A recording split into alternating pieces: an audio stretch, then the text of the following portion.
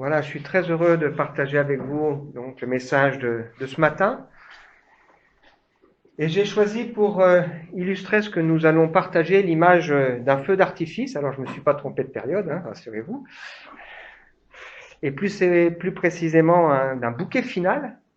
Vous savez, ce moment que on attend et qu'on redoute à la fois à la fin de ce spectacle, parce qu'il y a un mélange de sentiments contradictoires.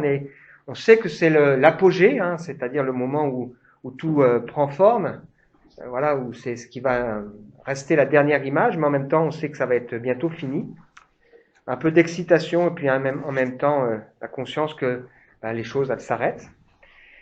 C'est ce moment où tout s'éclaire de partout, les choses qui prennent leur sens, quelque chose qui est beau et bruyant et terrible à la fois. Et donc le titre du partage de ce matin, c'est le dénouement.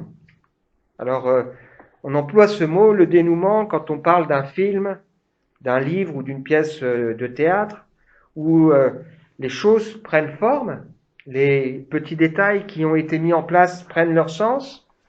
Peut-être certains personnages, on se disait, mais pourquoi il est là maintenant, on comprend leur rôle. Tout qui s'éclaire. Et si le scénario est bien fait, on va repartir impressionné, peut-être un peu dérouté, en se disant, ouais, j'imaginais pas les choses de cette manière, des images, des réflexions qui peuvent parfois nous marquer pendant longtemps. Et donc je crois que ce qu'on va partager ensemble, ça ressemble à ça. Ce type de scène où on se dit, waouh, je pense, c'est vraiment fort, c'est vraiment un moment marquant. Alors, ça me fait penser à plusieurs versets ou réflexions qu'on trouve dans la Bible. Y a-t-il quoi que ce soit d'étonnant de la part de Dieu? Dieu fait ce qu'il veut. Notre Dieu est au ciel. Il fait tout ce qu'il veut. Parfois on dit, mais il est où ton Dieu avec tout ce qu'on voit? Notre Dieu est au ciel. Et il fait tout ce qu'il veut. Jamais on n'a entendu dire qu'un autre Dieu que toi fasse de telles choses pour ceux qui se confient en lui. Et la clé là, c'est ceux qui se confient en lui, c'est-à-dire ceux qui lui font confiance. Même s'ils savent pas tout, même s'ils comprennent pas tout, à un moment donné, qui décident de dire, ouais Seigneur, moi je te fais confiance. Alors, on est en train de partager depuis quelques semaines ici, quelques mois, l'histoire d'Abraham, un personnage qui a marqué l'histoire du monde, avec les Juifs, les Arabes, mais aussi un personnage qui marque la vie des chrétiens, des croyants. Pourquoi? Parce que Abraham est un homme de foi qui a fait confiance à Dieu et à qui Dieu a confié une mission, des promesses que nous pouvons aussi nous attribuer. Qu'est-ce qu'Abraham a fait de particulier? Pas grand-chose. Il a juste fait confiance à Dieu et a accepté de se repentir quand il s'est trompé, de reconnaître ses erreurs. Il a accepté de laisser sa vie être guidée par le Seigneur. Bien que tu ne le vois pas, ta cause est devant lui, attends-toi à lui. Ou Paul qui partage ce verset quand il écrit une lettre aux gens qui habitent Éphèse, où impressionné en pensant au mystère de Dieu révélé, tombe à genoux en disant, voilà, c'est extraordinaire, les familles sur la terre et dans le ciel, elles trouvent leur origine en toi et son désir, c'est que toute l'Église, tous les saints, ceux qui connaissent Dieu, puissent découvrir l'amour qu'il a pour nous.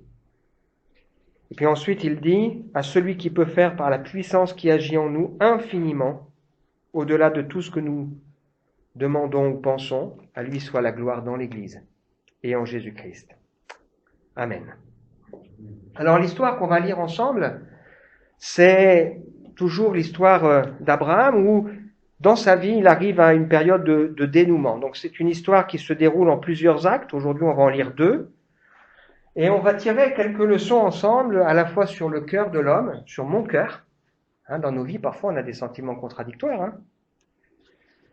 Sur la vie. Vous savez que dans la vie, on vit parfois des moments à la fois d'intense joie et puis en même temps, on a une contrariété qui arrive. C'est ça, la vie humaine. Et puis des leçons aussi sur Dieu, son projet, comment il le met en œuvre et comment il le réalise.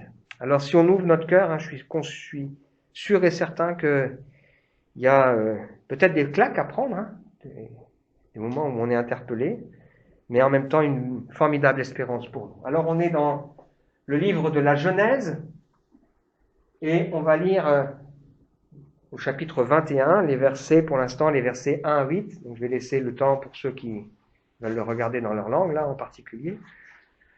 Genèse, chapitre 21, versets 1 à 8.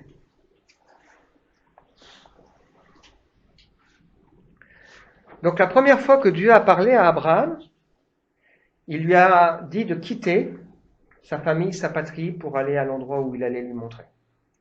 On ne sait pas exactement à quelle période ça s'est passé. Abraham a obéi en partie. Il est parti, effectivement, de l'endroit où il était, mais il s'est arrêté en route, dans une ville qui s'appelle Charan. Et il a fallu que son père meure pour qu'il se remette en route. Et quand il s'est remis en route, Dieu a été plus loin dans ce qu'il avait prévu pour lui.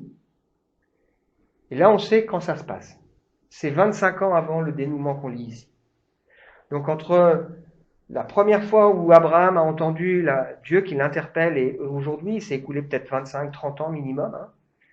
Voilà, une longue période avant d'arriver à ce dénouement.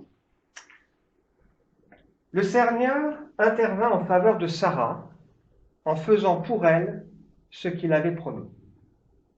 Elle devint enceinte alors qu'Abraham était déjà un vieillard et elle mit au monde un fils à l'époque que Dieu avait annoncé. Abraham nomma Isaac, ce fils que Sarah lui avait donné. Il le circoncit à l'âge de 8 jours, comme Dieu le lui avait ordonné. Abraham avait 100 ans à la naissance d'Isaac. Sarah déclara, « Dieu m'a fait rire de joie. Tous ceux qui entendront parler d'Isaac riront avec moi. » Et elle ajouta, « Mais qui aurait pu dire à Abraham qu'un jour, Sarah allaiterait des enfants ? Pourtant, je lui ai donné un fils dans sa vieillesse. » L'enfant grandit. Quand Sarah cessa de l'allaiter, Abraham fit un grand banquet.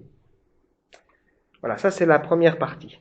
Alors, quand Dieu a fait cette promesse à Abraham, il lui a dit, « Va-t'en de ton pays, de ta patrie, de la maison de ton père, dans le pays que je te montrerai, et je ferai de toi une grande nation. Je te bénirai, je rendrai ton nom grand et tu seras une source de bénédiction. Je bénirai ceux qui te béniront et je maudirai ceux qui te maudiront et toutes les familles de la terre seront bénies en toi. » Pourtant, il s'est passé du temps. Au moins 25 ans. 25 ans, c'est long, Alors, sans doute une période qui s'est ajoutée, allongée parce que Abraham a désobéi. Il a retardé dans sa vie le plan de Dieu. Une période faite de hauts et de bas, de profonde maladresse dans la vie d'Abraham, mais aussi de profonde remise en question. Alors, qu'est-ce qu'on apprend ici sur le plan de Dieu ? On apprend que Dieu, ce qu'il a prévu, ça s'accomplit toujours. Même si ça prend du temps.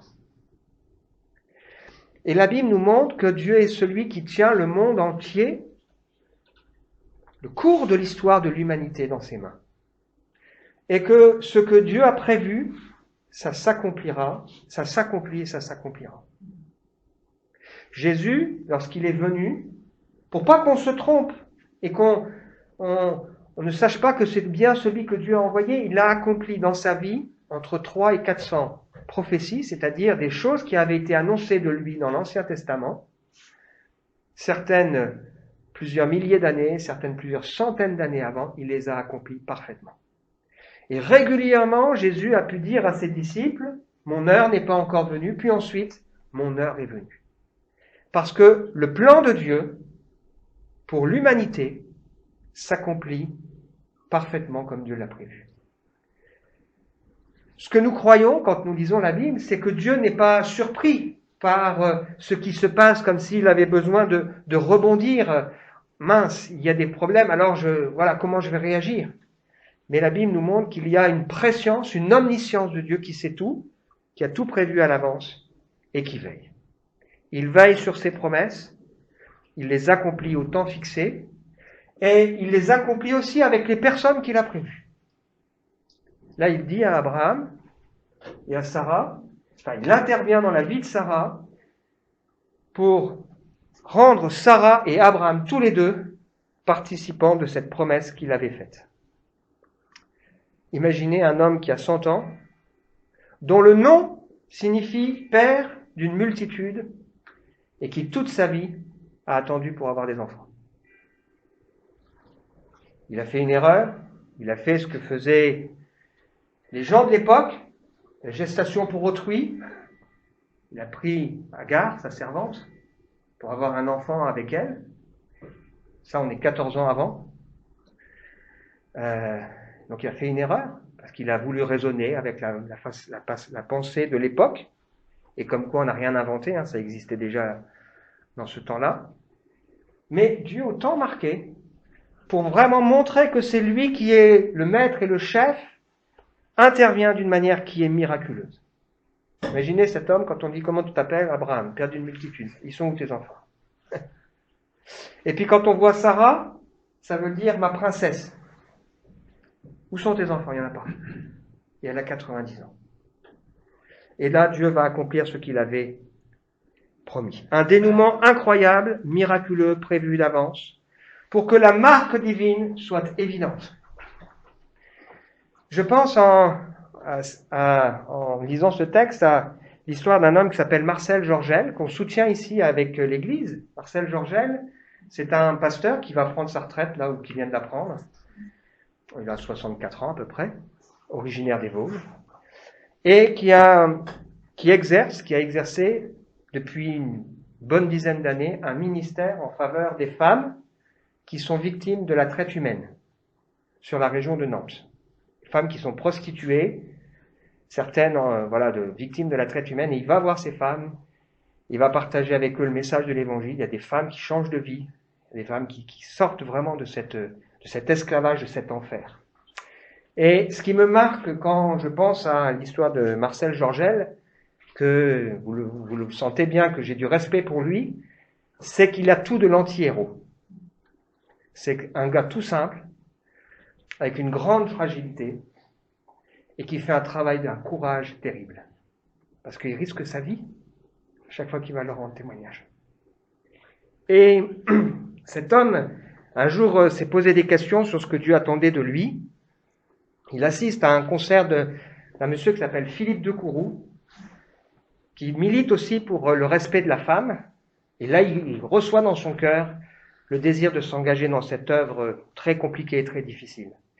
Et il dit, c'est comme si Dieu, toute ma vie, m'avait préparé à vivre ça. Dieu s'est pas trompé. Et quand je pense à l'histoire d'Abraham, je pense à l'histoire de Marcel Georgel, je pense aussi à l'histoire de ce qu'on vit ici avec le Café Change, où d'une certaine manière, dans les difficultés, dans les épreuves, c'est comme si Dieu y prépare les choses pour qu'à un moment donné s'accomplisse ce que lui, il a prévu. Moi, j'avais pas prévu d'ouvrir le Café Change, centre-ville à Épinal, au mois de mai, mais Dieu a dirigé les choses. Et aujourd'hui, on est encouragé, encore cette semaine, plusieurs personnes nouvelles sont venues, ont pu entendre le message de l'Évangile. Qu'est-ce qu'on apprend ici sur la vie de l'homme? La vie du chrétien, la vie de la foi.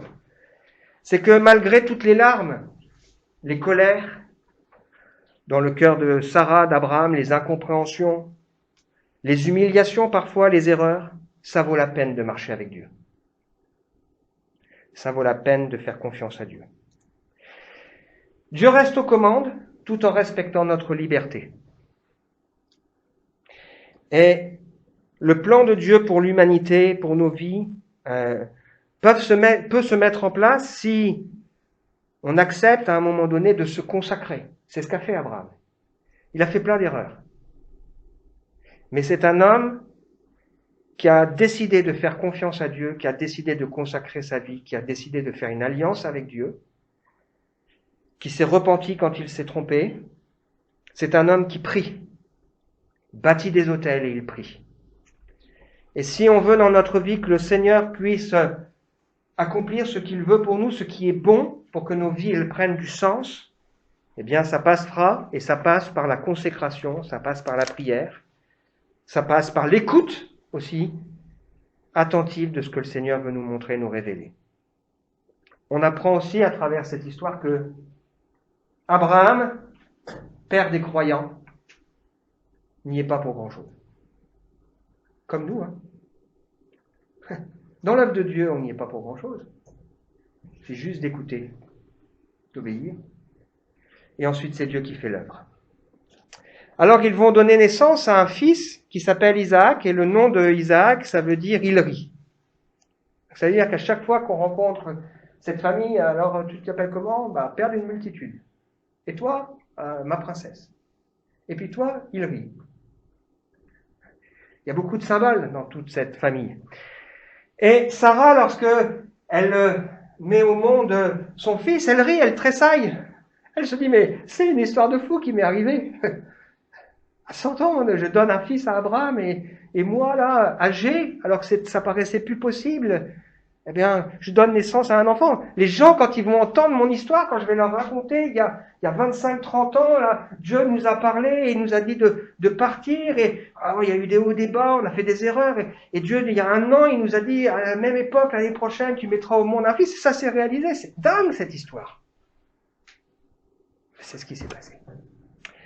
Et ici, elle rend ce témoignage ici qui ressemble au cantique que d'autres femmes de la Bible ont composé lorsqu'elles ont vécu dans leur vie un miracle qui ressemble à ça. C'est le cas de Anne qui va donner naissance à Samuel, cette femme qui était meurtrie parce qu'elle ne pouvait pas avoir d'enfant et elle était incomprise, elle était jugée. Et quand Dieu accomplit ce miracle, alors elle avait un âge normal, elle dit ceci, « Grâce au Seigneur, j'ai de la joie plein le cœur. Grâce au Seigneur, j'ai la tête haute. Je peux rire de mes ennemis. Je me réjouis, Dieu m'a secouru. Le Seigneur est sans pareil, notre Dieu seul est un rocher. À part lui, il n'y a pas de Dieu. Ne multipliez pas les paroles hautaines, ne prononcez plus de propos insolents, car le Seigneur est un Dieu qui sait tout, et il juge toutes les actions des hommes. Les guerriers sont puissants, voient leur arc se briser, mais ceux qui étaient faibles retrouvent de la force. Ceux qui étaient rassasiés cherchent un gagne-pain, mais celui qui est affamé n'a plus besoin de travailler. La femme stérile met au monde 7 enfants, et celle qui en avait beaucoup perd sa fécondité. Le Seigneur fait mourir et il fait vivre. Il fait vivre, il fait descendre dans le monde des morts et en fait remonter. Il appauvrit et il enrichit, il abaisse, mais il élève aussi. Il remet debout le misérable tombé à terre et le malheureux abandonné sur un tas d'ordures, pour leur donner des places d'honneur, en compagnie des gens importants. Au Seigneur appartient toute la terre. C'est lui qui l'a posée sur ses colonnes. Cette femme qui a vécu ça, elle dit, ouais, moi je ris de ce que Dieu a fait pour moi. Et Marie, qui va donner naissance à Jésus d'une manière miraculeuse, composera elle aussi un cantique lorsqu'elle rencontrera sa Élisabeth, cette femme qui porte en elle Jean-Baptiste. Et elle dira, de tout mon être, je veux dire la grandeur du Seigneur. Mon cœur est plein de joie à cause de Dieu mon Sauveur. Il a bien voulu abaisser son regard sur moi, son humble servante. Oui, dès maintenant et dans tous les temps, les humains me diront bienheureuse, car Dieu le Tout-Puissant a fait pour moi des choses magnifiques. Il est le Dieu saint, plein de bonté. En même temps, pour ceux qui le respectent, il m'a montré son pouvoir en déployant sa force. Il a mis en déroute les hommes au cœur orgueilleux. Il a renversé les rois de leur trône et il a placé les humbles au premier rang. Est-ce que nous avons des choses à raconter de ce que Dieu a fait dans nos vies ? Et si nous avons des choses à raconter, on va dire, ouais, simplement écoutez, j'ai simplement fait confiance. Et Dieu a vraiment fait des trucs incroyables dans mon cœur et dans ma vie. Alors, Abraham, lorsque Isaac a 2-3 ans, va faire un banquet, voilà, pour célébrer son sevrage. Donc Ismaël, celui qu'il a eu avec Agar, a 16-17 ans. Et donc on lit la suite, c'est le 2e acte qu'on va partager ce matin. Donc Genèse 21, versets 9 à 14. Un jour, Ismaël, l'enfant que l'Égyptienne Agar avait donné à Abraham, était en train de jouer. Sarah le vit et dit à Abraham, chasse cet esclave et son fils. celui-ci ne doit pas hériter avec mon fils Isaac. » Ces paroles firent beaucoup de peine à Abraham parce qu'Ismaël était aussi son fils. Mais Dieu lui dit, « Ne sois pas contrarié au sujet de ton esclave et de son enfant. Accepte de faire tout ce que Sarah t'a dit. En effet, c'est par Isaac que tu auras les descendants que je t'ai promis. Quant au fils de ton esclave, je ferai aussi naître de lui une nation, car il est ton fils. » Tôt le lendemain matin, Abraham prit du pain et une outre remplie d'eau, les donna à Agar, lui mit l'enfant sur le dos et la renvoya. Quelle histoire là encore, hein? Ça paraît, comment Dieu il peut permettre une histoire pareille? Ça nous interpelle, mais on voit quand même que Dieu veille, puisqu'il promet que il fera aussi de Ismaël un homme avec une descendance, une nation naîtra aussi de lui. On voit ici une image de la vie, où on est en train de faire la fête pour sevrer cet enfant, et puis juste après, il y a un drame familial qui se vit. On voit aussi le cœur de l'être humain, où d'un côté vous avez Sarah qui rit, et de l'autre côté où elle est en colère, à cause d'Agar. Vous avez Abraham qui décide de faire ce banquet parce que c'est la fête, et puis là il est en colère lui aussi. Parce que Sarah, elle veut chasser Agar et Ismaël qui est son fils, il est en colère, et il comprend pas, et Dieu lui dit, Sarah a raison. Sarah, c'est une mère, une lionne qui veut protéger son enfant, et elle surveille et elle observe, et elle voit que Ismaël, donc qui a 16-17 ans, est en train de jouer avec le petit garçon Isaac, et ça lui plaît pas. Elle veut que chacun reste dans son rang, et elle veut protéger sa maison. Isaac, c'est le fils légitime, le fils de la promesse, tandis que Ismaël, c'est un fils illégitime. Alors le sang de Sarah ne fait qu'un tour. Elle va trouver son mari, il faut qu'il parte. Abraham, tu le chasses, tu te débrouilles. Elle en oublie quand même qu'elle a sa part de responsabilité dans l'affaire. Parce que c'est quand même elle qui avait dit à Abraham, va prendre ma servante et faisons la gestation pour autrui. Mais même si ses sentiments ne sont pas parfaits, Dieu va lui donner raison, et ça nous montre que les voies de Dieu ne sont pas les nôtres.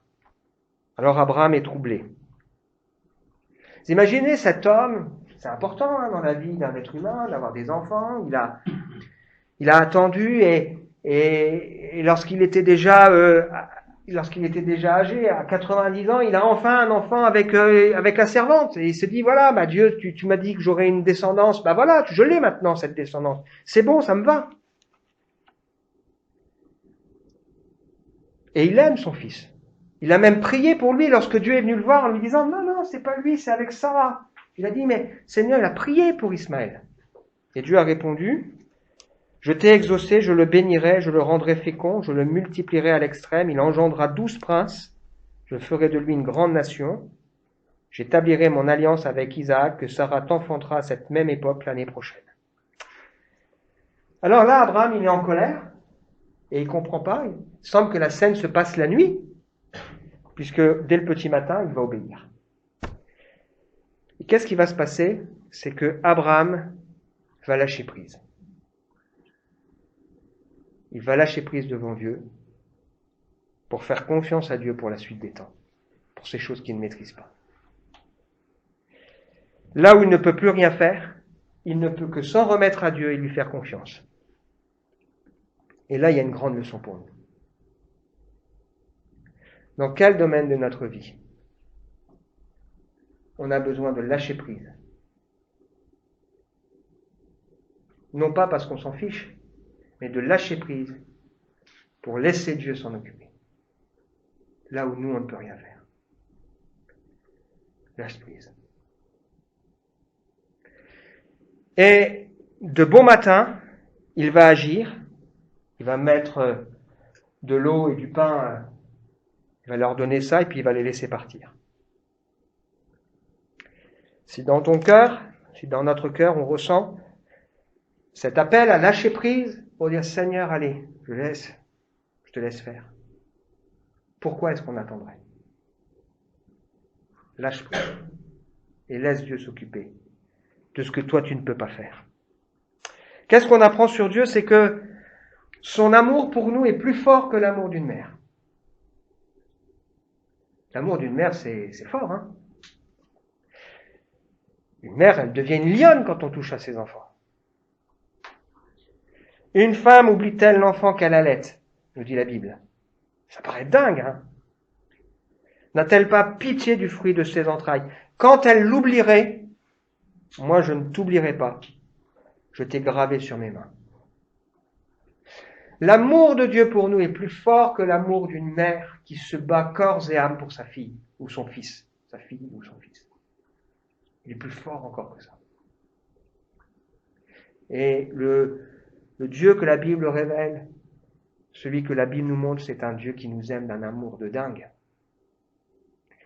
Nos vies ont été gravées dans ses mains, et là est sans doute une image de ce que Jésus a fait. Il est mort pour nous, par amour pour nous, et son amour est bien plus fort que l'amour de n'importe quelle mère, la mère la plus exemplaire qui se battrait comme une lionne pour ses enfants. Et c'est à ce Dieu-là qu'on est appelé à lâcher prise, pour lui dire, ok, c'est toi qui vas t'en occuper.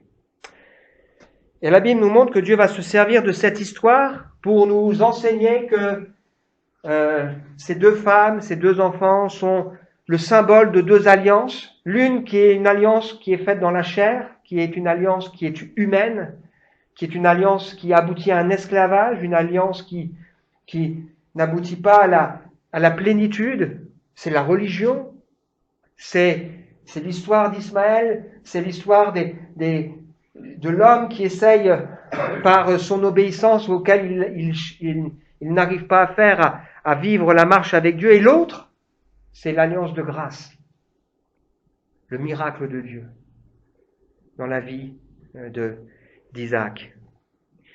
Et la Bible nous montre qu'il n'y a pas de cohabitation possible entre les deux. Bien sûr, j'ai des efforts à faire dans ma marche avec Dieu, je suis intentionnel, j'ai des décisions à prendre, mais la foi, ce qui plaît à Dieu, c'est pas mes mérites, ce ne sont pas mes efforts. Ce qui va plaire à Dieu, c'est le fait qu'à un moment donné, je vais l'écouter lui et je vais lui faire confiance. Et je vais reconnaître que oui, j'ai besoin de toi dans ma vie, j'ai besoin que tu agisses. C'est ça qui fera de nous des hommes et des femmes épanouis. Aujourd'hui, je peux dire avec assurance que je suis sauvé.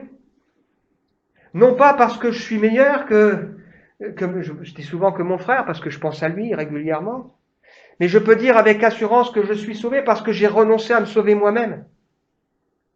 Et j'ai accepté le sauveur que Dieu m'a donné en Jésus-Christ. Et donc à partir de ce moment-là, ce sauveur qui s'est engagé pour moi, eh bien c'est lui qui me donne l'assurance du salut. Et là où dans ma vie le péché abonde, bien la grâce de Dieu elle surabonde et je peux marcher avec lui, avec confiance. Donc il y a dans ce texte une mise en garde contre le culte des mérites, contre la vanité humaine, contre tout ce qui pourrait nous empêcher de vivre pleinement la vie de Dieu, contre la fausse réussite et le fait d'apprendre à dépendre de Dieu et à lui faire confiance, à le laisser faire. L'autre chose qu'on apprend aussi ici, c'est que les choses non réglées nous rattrapent. Abraham et Sarah, ils ont fait une erreur, ça les rattrape. On apprend aussi que la vie est faite de hauts et de bas. Il y a des souffrances que Abraham a vécues. Pourquoi? Parce qu'il n'a pas fait confiance à Dieu. Chaque fois que dans ma vie je ne fais pas confiance à Dieu, je souffre. J'ai besoin de me rappeler. Le Seigneur prend soin de moi. Ok, je n'ai pas à m'inquiéter pour la suite. J'ai ma part à faire, bien sûr, mais le Seigneur prend soin de moi. J'ai besoin de me rappeler que Dieu est souverain et qu'il veille. Conclusion pour nous ce matin, dans ce feu d'artifice, c'est que entre le début de la promesse et son déroulement, il s'écoule une longue période, 25-30 ans, une période qui n'a pas toujours été facile, qui est faite de haut et de bas, et dans ma vie, c'est la même chose. Moi, j'en regarde ma vie. Je me dis, wow, j'ai découvert la foi lorsque j'étais adolescent avec un voisin, et ma vie a été faite de haut et de bas. Et je crois qu'il y a la patience de Dieu dans ma vie, comme dans la vôtre. Hein. Mais ce que Dieu a prévu s'accomplit à partir du moment où moi, j'accepte de me laisser travailler et sonder par lui. Abraham est un homme exemplaire dans sa foi, mais aussi dans ses moments d'erreur. Et si seulement Abraham avait fait davantage confiance à Dieu, il aurait évité bien des problèmes. Si moi-même je fais davantage confiance au Seigneur, j'éviterai bien des souffrances. Quelle leçon est-ce qu'on a besoin chacun d'apprendre sur Dieu ce matin? Sur la vie, sur le cœur humain. Abraham est appelé dans la Bible l'ami de Dieu.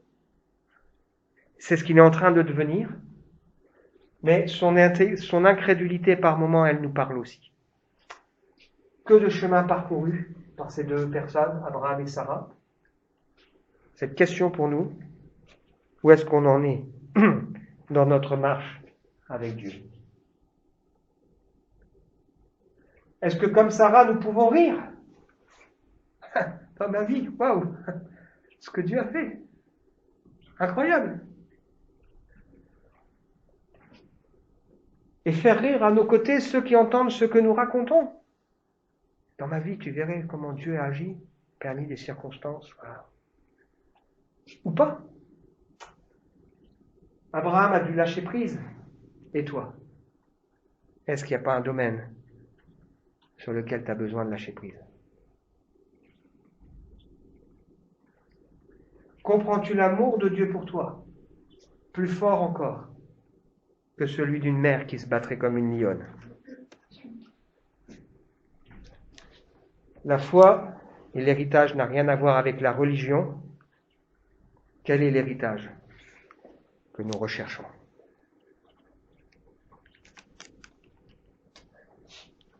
La vie avec Dieu, c'est pas faire, mais la vie avec Dieu, c'est laisser Dieu être aux commandes et décider, oui Seigneur, allez, je te laisse faire. Dieu veut faire en nous, à travers notre confiance dans l'œuvre de Jésus, des fils et des filles héritiers et associés à sa bénédiction, ce que la religion ne peut pas faire. On veut prendre le temps pour prier et réfléchir ensemble.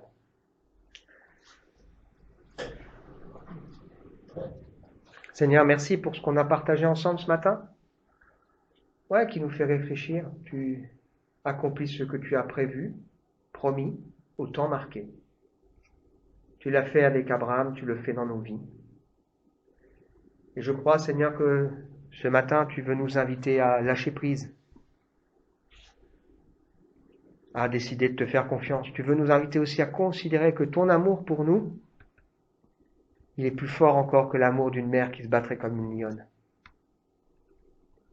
Seigneur, que nous puissions rire en regardant ton œuvre dans nos cœurs et dans nos vies en disant, mais qui aurait pu dire qu'un jour je serai là, je rendrai témoignage, je parlerai, je partagerai, je vivrai, je pourrai expliquer ce que Dieu a fait.